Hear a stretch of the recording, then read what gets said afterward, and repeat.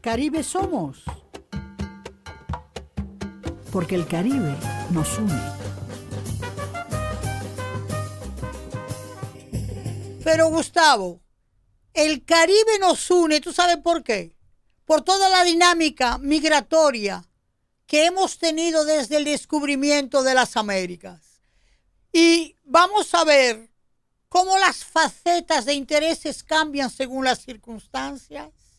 Pero el mundo es un movimiento continuo migratorio y lo vamos a comentar. Óigame, yo me convertí en escogidista. Escogidista porque me encantó la dinámica. Pero yo diría que me encantó también todo lo que hizo el Licey.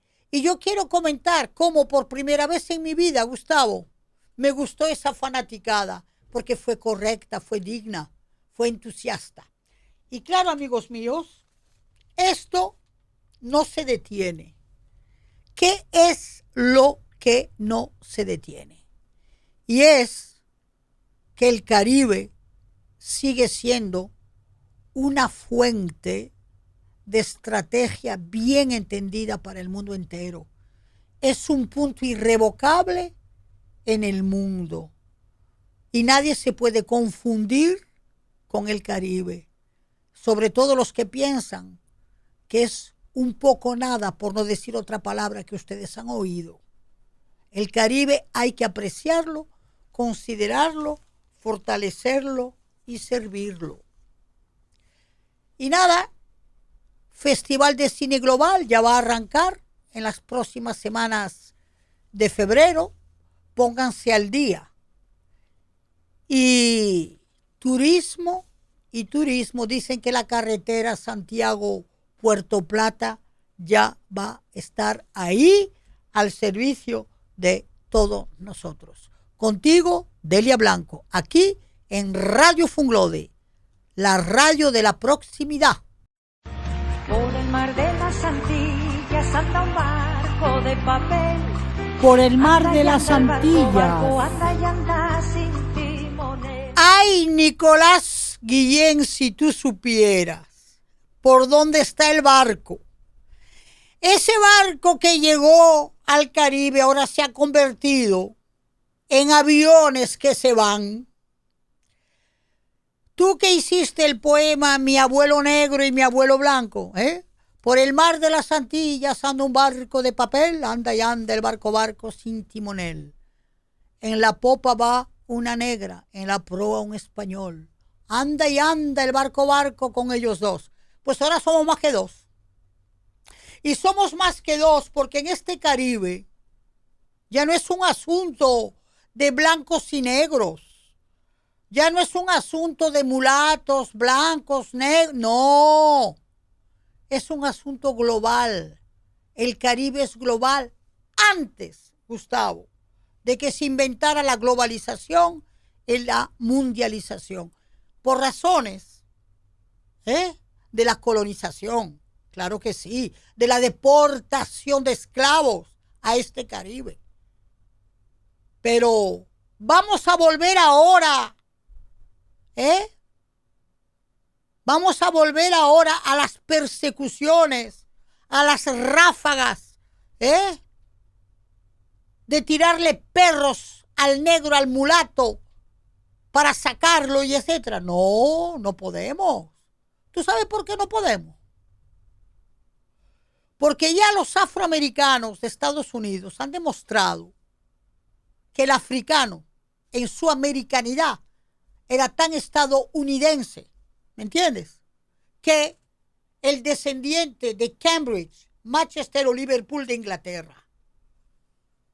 Que ahora nos vengan a hacer redadas, persecuciones, así únicamente por el olfato. Oye, a ti te van a ver en una calle y según tu color, tu estilo, tu lenguaje morfológico, ya te van a definir como ilegal o delincuente y te van a tirar arriba un perro y un policía, ¿tú me entiendes? Así no.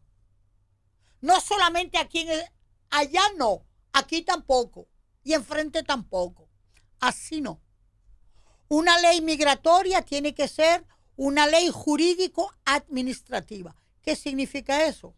Caballero, tome ese documento, rellénemelo.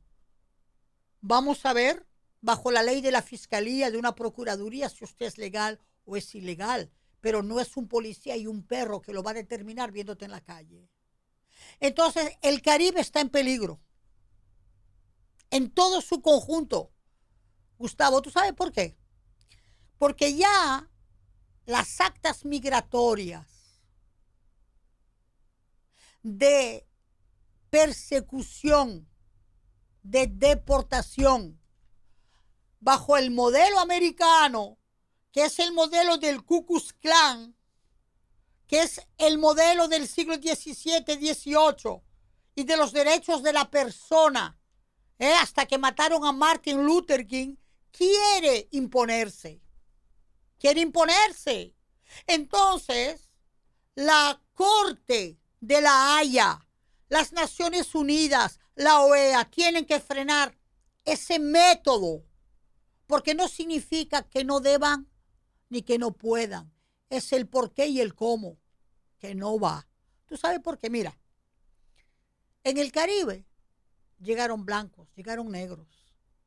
En el Caribe llegaron indios de la India, y ya lo he explicado aquí, que cuando se terminó la abolición de la esclavitud, fueron a buscar trabajadores de la India. Y a principios del siglo XX, finales del XIX, los contrataron para poder responder a esa mano de obra perdida. ¿Tú me entiendes? Entonces, Jamaica, Trinidad, Tobago, eso está lleno de hindúes. Lo he explicado. Entre ellos, un trinitario jamaiquino, Naipaul, que fue premio Nobel de Literatura con la obra La casa del señor Wisbas. Derek Walcott, mulato de Santa Lucía, premio Nobel.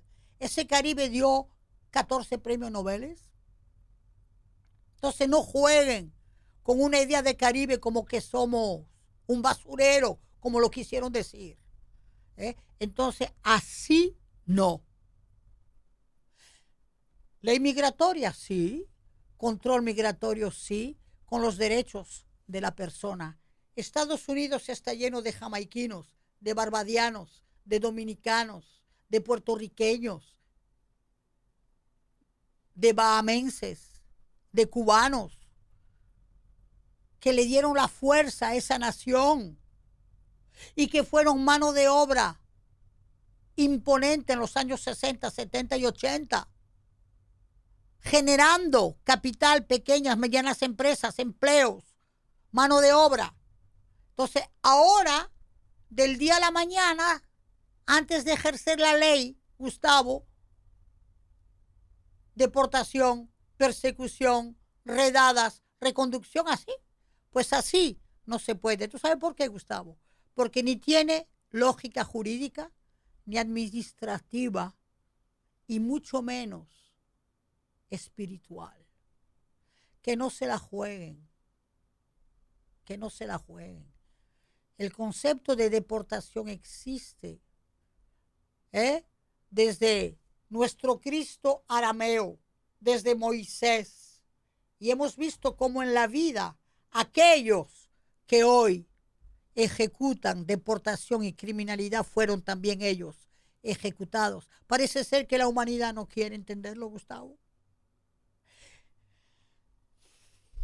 Todos esos latinoamericanos que vinieron a dar el trabajo, los chicanos, en el Nuevo México, en el norte de Estados Unidos, ahora hay que botarlos a la basura como perros. Mira, estoy indignada. Y si aquí no hay una reacción jurídica, política del conjunto de Latinoamérica, y que no nos vengan a decir que, óigame, ¿tú sabes lo que es el nacionalismo mexicano? Y ahora México está aceptando los aviones de deportados de Estados Unidos. Argentina también lo está aceptando. No, señores, convoquen a la OEA con carácter de urgencia. Si dejamos pasar esto, el conjunto de la humanidad está en peligro. Observen lo que está pasando. Observen lo que está pasando. El Caribe es una tierra global. Blancos, negros, chinos, hindúes, japoneses. Ahora están llegando afganos, pakistaníes. Somos una tierra global y el mundo es global. Contigo, Delia Blanco.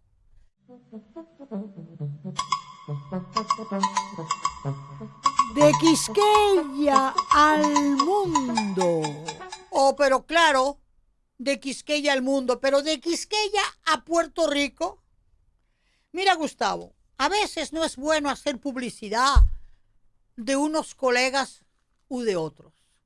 Mas, sin embargo, tengo que decir que en el programa de María Cela de ayer, óyeme, qué testimonio de los quisqueyanos, los dominicanos de Puerto Rico, Gustavo. Puerto Rico, bajo las garras federales,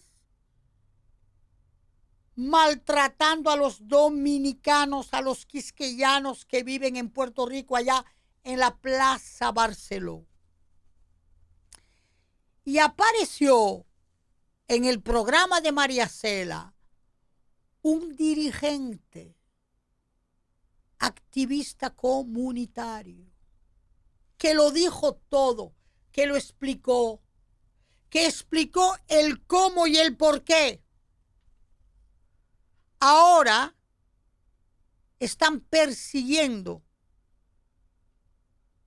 a los dominicanos. Enseguida que ven una persona que tiene un way, una manera de ser, una morfología, un físico, que te ponga a pensar que es dominicano, ahí van por él.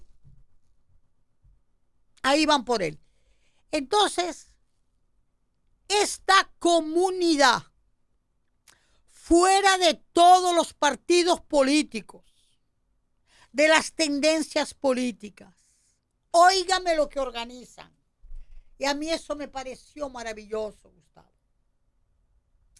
Han hecho un llamado para que aquellos que son legales, que llevan 20, 30, 40, 5, 10 años, no importa, pero que son legales, se concentren en la Plaza Barceló, ellos los legales, para informar, para testimoniar, para decir lo personas que son, para dar confesión de los derechos.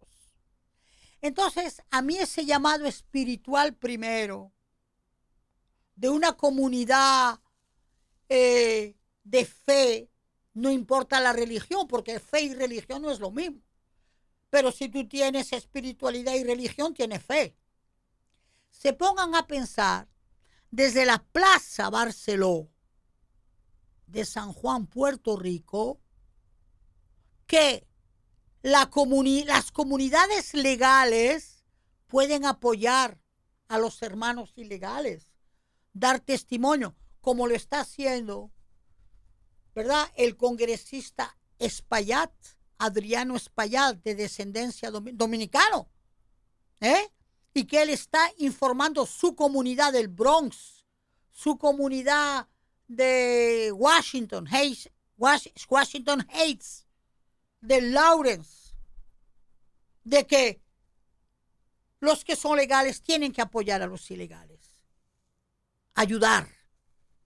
Y entonces me gustó esa actitud humana de ese comunitario, que lo vimos en el programa de María Cela de ayer anoche. Y mira, Gustavo, yo soy abierta. Yo quiero invitar a mis oyentes aquí, a nuestros oyentes, que busquen el programa de María Cela ayer y que escuchen el reportaje. Es excelente, porque lo que está bien de otro, ¿está bien para todos o no? Contigo, Delia Blanco.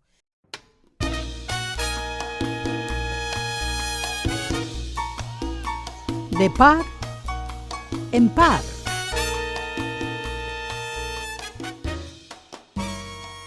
Óigame, yo soy de fútbol y de rugby y este año es la primera vez en mi vida que me entusiasmé con el béisbol y no comprendo ni pipa. Yo no sé ni de lo que va en ese juego.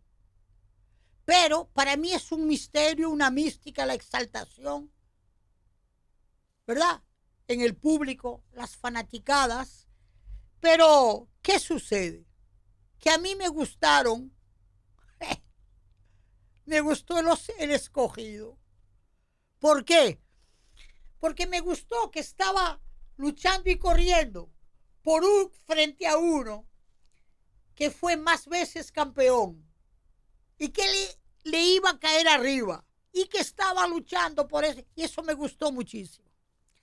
Entonces, yo provoqué y escribí en mis contactos: escogidistas, vamos por ellos. Y ahí, Gustavo, se abrió todo un abanico de ideas diferentes. Entre ellas, profe, usted me traicionó. No me traicione, profe.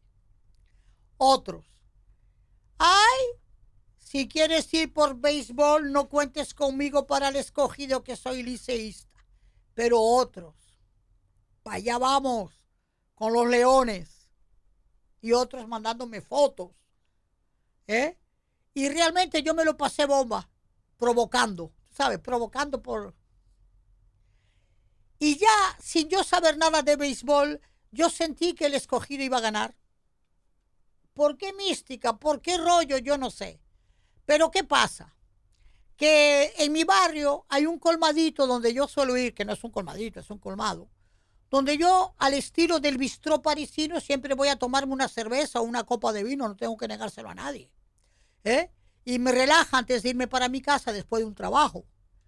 Entonces, hablo con los muchachos que están detrás de la barra y también son escogidistas. Y les voy a decir algo, porque ustedes saben que a mí me gusta la literatura y que la palabra tiene un sentido. Entonces me dice el muchacho: doña Delia, yo no soy de nadie, pero mire, usted sabe lo que yo soy hoy. Yo soy, escogí Lucho.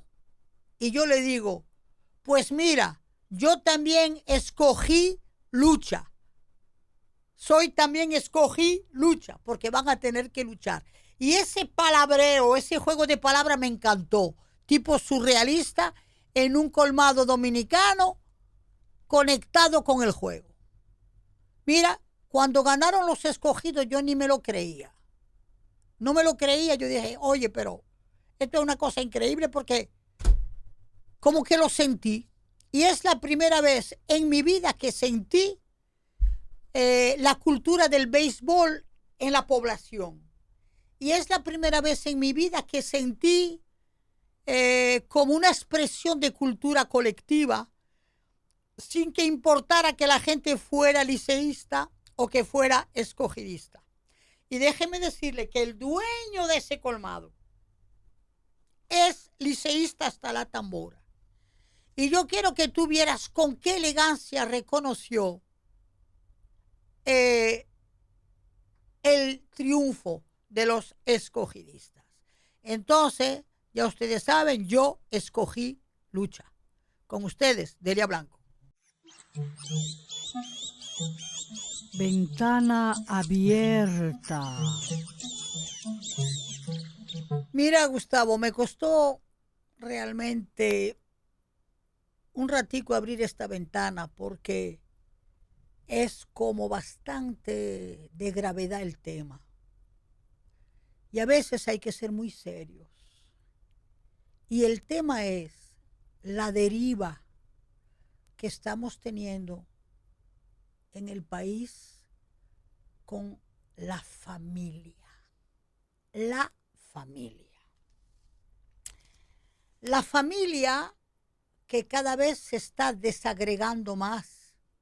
La familia que ya es incapaz de decirte qué hace un hijo de 15 años en la calle, o una niña de 12 o de 13 o de 14, y que de repente te encuentras con padres en un reportaje diciéndose que sí, que la hija tenía un celular y que esa hija entraba en un juego, un spot, no sé qué, y que ahí se encontró con un hombre de 23 años, teniendo ella 13, que le dio un punto de encuentro y que le iba a comprar de todo. Y tú tienes a esa madre y a ese padre que te lo cuentan.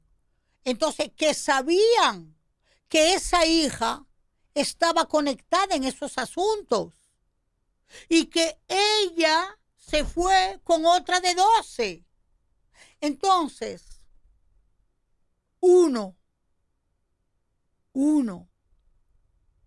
una, tanto hombre como mujer, tanto un padre como una madre de verdad, tanto un hombre como una mujer, que sabemos lo que es la función de padre y madre, educación, seguimiento, presencia.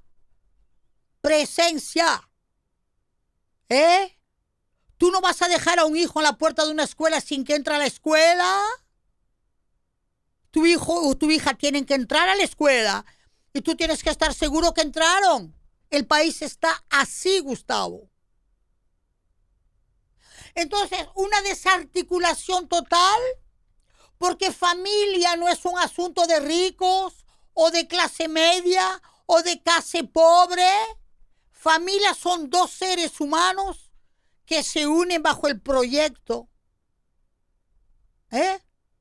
de tener hijos, hijas, y de ser responsables, tal como nos indica la espiritualidad, pero también la educación, la sociología. La familia, en términos sociológicos, Gustavo, es el primer núcleo social. El primer núcleo. Somos una familia cuando dice la gente. Somos un grupo con responsabilidad, porque la familia es un grupo con responsabilidad. Entonces, si ustedes se dan cuenta, llevamos 2 meses, Gustavo, que no falla un crimen, que no falla un feminicidio, que no falla una persecución, que no falla un asesinato.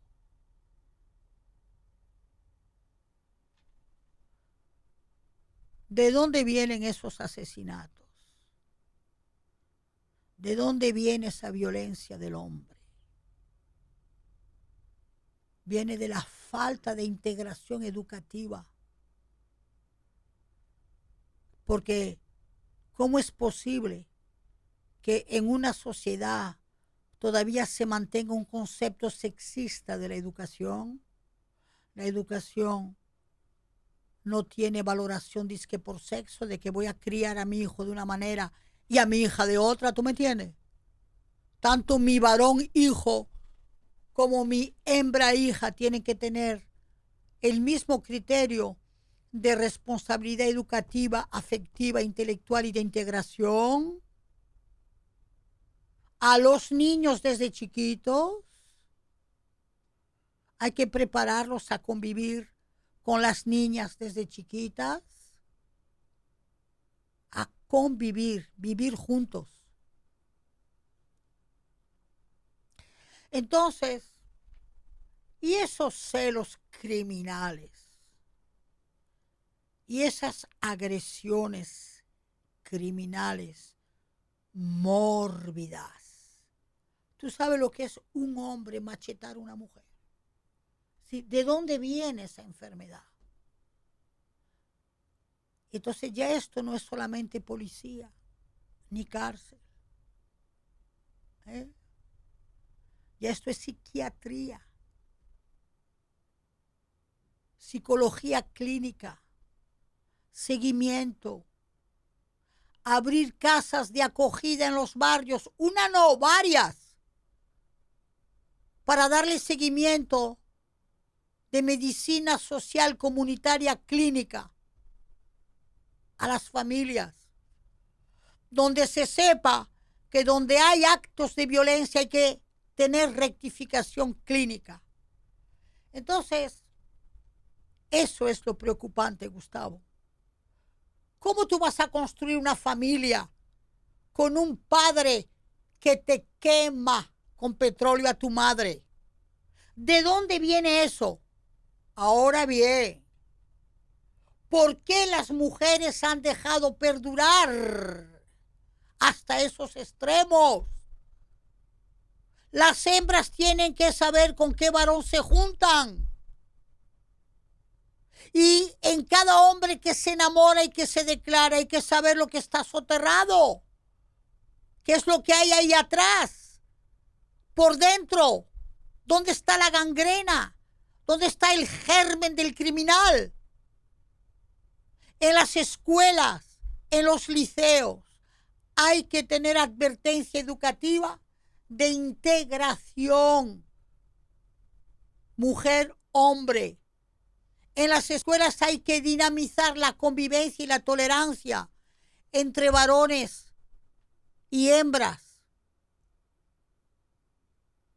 Hemos llegado a un punto. ¿Tú sabes lo que significa cuando te dicen que en el país hay 65 feminicidios al año? Pero es más que uno en la semana.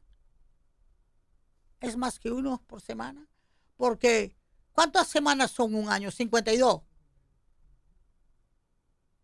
Feminicidio. ¿Ok?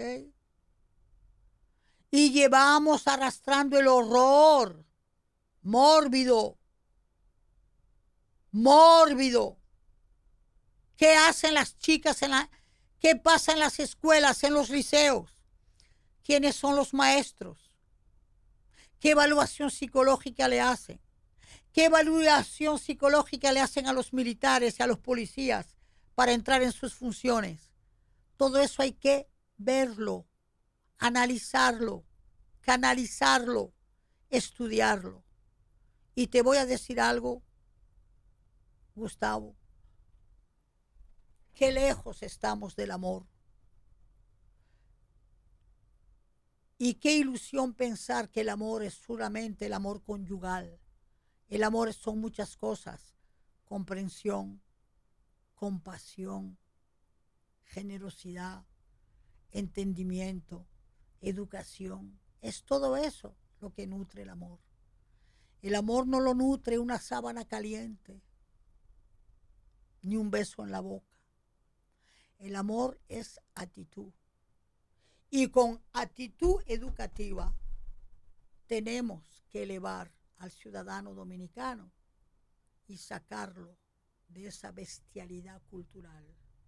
Contigo, Delia Blanco.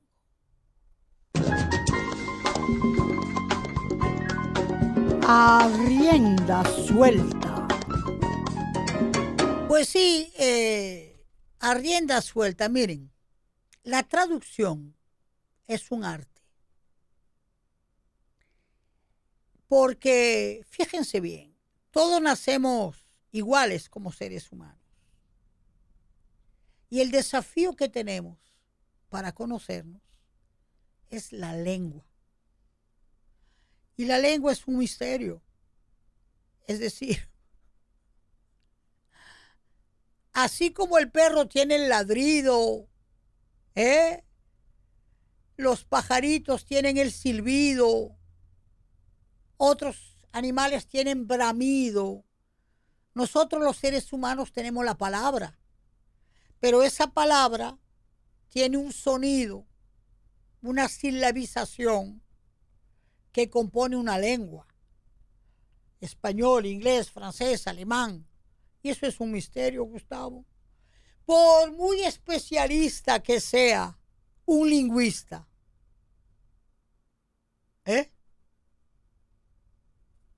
¿tú sabes lo que es que de este cerebro a esta boca, te salga todo lo que yo estoy diciendo. Bien. Y claro, la lengua se dice, se habla y se escribe. Y los seres humanos han sido muy atraídos por alcanzar varios idiomas. Yo soy español, hablo español, quiero hablar inglés y lo hablo, otros hablan alemán, otros hablan ruso, y de repente, al abrirte a otros idiomas y a otras lenguas, vas tomando el amor de la otra lengua. Y hay seres humanos que se convierten en bilingües. Es decir, que te pasan de una lengua a otra sin problema. Y cuando tú vas más allá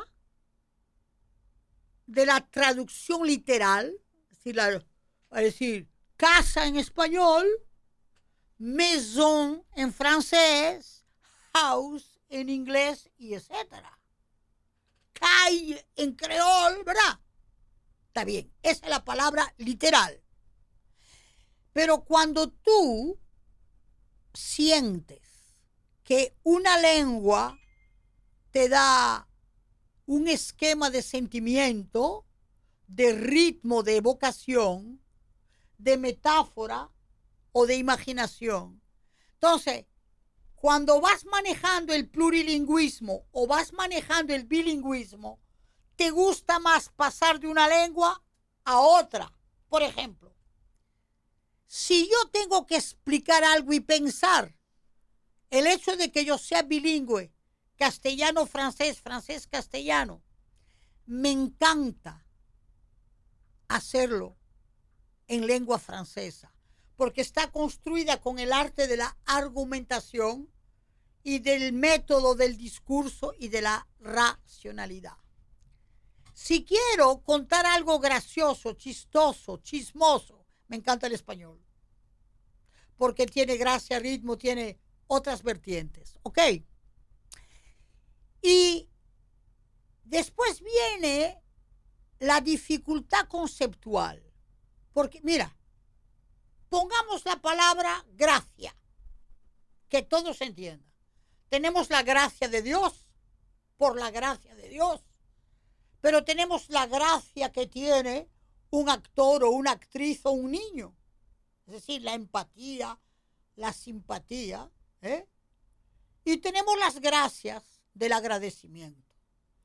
Si tú tienes que hacer una traducción, tú tienes que saber de qué gracia se trata. Si es gracias a Dios que tienes que traducir, o si es la gracia de aquella niña, que si lo llevas al francés no tiene nada que ver. Entonces, la literatura, Gustavo, tiene una dependencia total de la traducción. Oye, ¿tú crees que yo iba a aprender ruso para leerme a Dostoyevsky? Imposible. Tuve que leerlo traducido. ¿Me entiendes? Pero, por ejemplo, a Flaubert lo leo en francés y no quiero nada de la traducción. Ahora bien, si tengo que leer a García Lorca, el poeta español, o si tengo que leer a Alejo Carpentier, que no me lo traduzcan los franceses, lo quiero en su lengua, ¿me entiendes? Pero, como profesora, si quiero que mis estudiantes franceses le lleguen a la obra de Carpentier o que le lleguen a la obra de García Márquez o a la obra de Vallejo, tu compatriota, o a la obra de Veloz Mayolo, el dominicano, tengo que llevársela en francés. Por eso es, Gustavo, que la traducción tiene que pasar de ser un instrumento radical a ser un instrumento intelectual, imaginativo, creativo, no puede ser literal. Tienes que buscar cómo yo llevo en otra lengua no solamente el sentido, el espíritu con el que un poeta, un cuentista o un novelista ha escrito. Por eso es que este año, lo digo ya desde ahora, quizás en las próximas ferias del libro se tendría que dar una apertura al arte de la traducción literaria y poder invitar a algunos traductores internacionales que planteen lo que es ese ejercicio. Entonces, si les digo, mis queridos oyentes, no hay literatura sin el arte de la traducción. Contigo, Delia Blanco. El arte de la traducción, recuérdate, Gustavo. Francofonía de las Américas. Francofonía des Amériques. Bien, queridos amigos, en el marco de la francofonía, debo decirle que en relación a lo que hemos hecho anteriormente en A Rienda Suelta, este año, en la inauguración de la francofonía, se va a rendir homenaje a aquellos escritores dominicanos que han sido traducidos al francés. Por ejemplo, la obra Enriquillo está traducida al francés por un proyecto que hubo en la UNESCO hace unos años. Está en las colecciones de la UNESCO en lengua francesa. Pero un escritor como Marcio Veloz Mayolo tuvo la obra Sombra Castañeda traducida al francés, como también El hombre del acordeón. Y hace unos años, Guillermo Piña Contreras, con el académico francés Claude Cuffon, hizo una maravillosa antología de poesía dominicana del siglo XX, traducida al francés y publicada por la editora Patiño, con fondos Patiño. Hoy día, Junot Díaz está traducido al francés. Junot Díaz. Julia Álvarez. Toda su obra novelística está traducida al francés por la casa Metelier. Pero también Tentáculos está traducida en francés, Tentacule, y ha tenido un éxito incomparable. ¿Ok? Y también debo decir que en muchas colecciones de cuentos cortos se ha traducido la cuentística dominicana al francés. Y con esto quiero decir que este año vamos a rendir ese homenaje en el marco de la francofonía a aquellos autores dominicanos que son celebrados por la lengua francesa. También quiero recordar a nuestros oyentes, Gustavo, que la lengua francesa tiene que penetrar en la sociedad dominicana, no solamente como una lengua de acceso intelectual y literario, que lo tiene incomparablemente, pero también como una lengua que proporciona currículum. No puede haber un diplomático en organismos internacionales que no hable francés. Señores, pónganse al francés. Los que estudian ciencias políticas, los que estudian negociaciones. Y en la comunicación, tenemos a una Radio Francia Internacional por toda América Latina, pero también la tenemos en Francia, en Europa. Y yo creo que un buen comunicador debería también interesarse por la lengua francesa. Y para ello, recuerdo, nunca se olviden que en este país tenemos la Alianza Francesa, primera de todas las Américas. Este es el país donde llegó por primera vez una alianza francesa en 1912, que se instaló ahí en la Pasteur. Y hoy día la tenemos ahí en la feria, casi con 2,000 estudiantes, con cursos de todos los niveles, con una mediateca, con una librería, con un estudio, con actividades y hasta, diría yo, con una cafetería que te permite ir a comprarte tu quiche francesa sin tenerte que romper el bolsillo, que es asequible, y una librería francesa al lado. Es decir, que la lengua francesa en República Dominicana está al acceso de todos, y el que no la quiere aprender es porque no quiere. Contigo, Delia Blanco.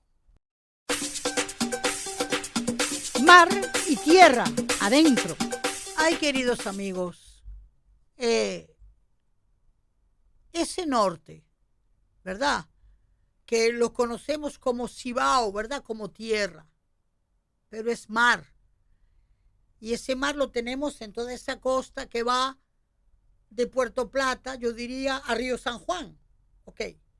Pero, veamos, se está hablando por fin de que van a retomar la carretera, la autopista, Santiago-Puerto Plata.